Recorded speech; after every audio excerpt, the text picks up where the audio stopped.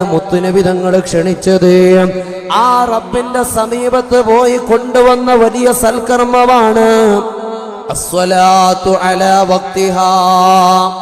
ആ നിസ്കാരത്തെ നമ്മൾ ഉപേക്ഷിക്കാൻ പറ്റൂല, ആ നിസ്കാരങ്ങളെ ഖളാ ആക്കാൻ പറ്റൂല, ആ നിസ്കാരങ്ങളെ നമ്മൾ നഷ്ടപ്പെടുത്താൻ പറ്റൂല. ഹബീബായ മുത്തുനബി തങ്ങൾ പറയുന്നു, ഒരു മനുഷ്യൻ കൃത്യമായി നിസ്കരിക്കുന്നവനാണോ, മൻ ഹാഫള അലൈഹാ കാനത് ലഹു നൂറൻ വബുർഹാനൻ വനജാ ഫീ യൗമിൽ ഖിയാമ.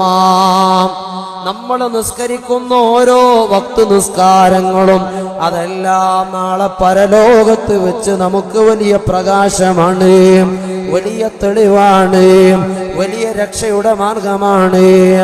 എന്നിട്ട് ഹബീബായ മുത്തുനബി തങ്ങൾ പറയുന്നു, വമൻ ലം യുഹാഫിള് അലൈഹാ ലം യകുൻ ലഹു നൂറൻ വലാ ബുർഹാനൻ വലാ നജാ.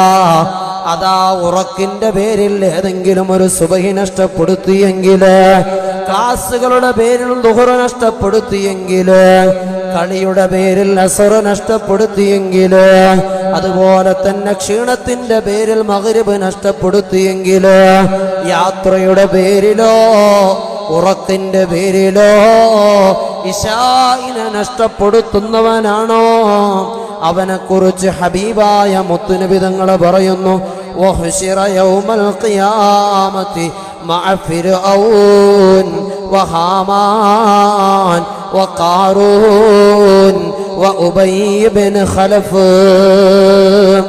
എന്റെ ശബ്ദം കേൾക്കുന്ന പ്രിയപ്പെട്ട മുഅ്മിനീങ്ങളെ, ഒരു നിസ്കാരത്തെ നമ്മൾ ഖളാ ആക്കാൻ പറ്റൂല. അങ്ങനെ ഖളാ ആക്കി നഷ്ടപ്പെടുത്തുന്ന